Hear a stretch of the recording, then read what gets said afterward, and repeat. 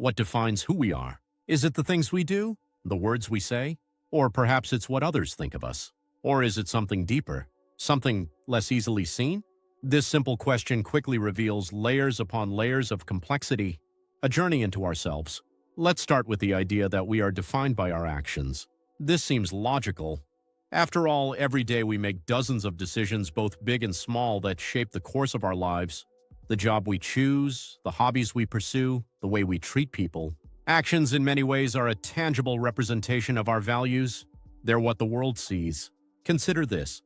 Two people can perform the exact same action, but for completely different reasons. One person might volunteer at a charity out of genuine empathy for others, while another might do it for public recognition. The action looks the same, but does it define them the same way? Here we hit upon another potential answer. Maybe who we are is defined not just by what we do, but why we do it. Our motives, our intentions. This idea takes us beneath the surface, into the realm of thoughts, beliefs, and emotions. But here's the tricky part. Motives themselves aren't always clear, even to us. Humans are wonderfully complex beings, and our reasons for doing things can often be a tangled mix of logic, emotion, upbringing, and subconscious influences. For example, do you offer advice because you genuinely want to help, or because you want to appear knowledgeable? Sometimes the answer can be both, and how do we reconcile those dualities within ourselves? This makes defining who we are less straightforward than simply compiling a list of actions or motivations. It points to something deeper still. Here's something worth considering. Maybe the answer isn't about picking one view or the other. Maybe it's about embracing the complexity of what makes us human.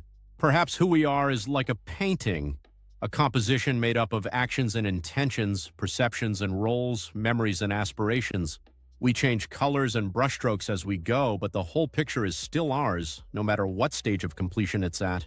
And what's most extraordinary about this painting is that some parts are in our control and some are not. Our unique DNA, the culture we're born into, the opportunities that come our way, these shape who we are just as much as the choices we make and the values we hold.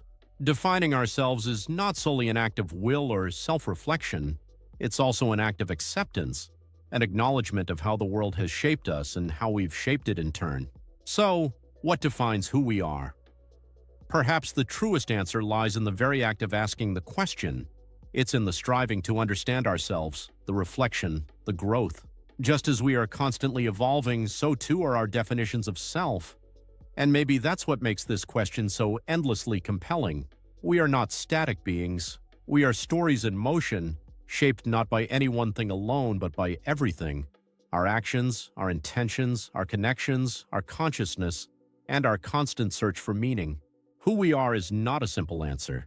It's a journey, a beautiful, complicated, ever-changing journey. And maybe that's precisely the point.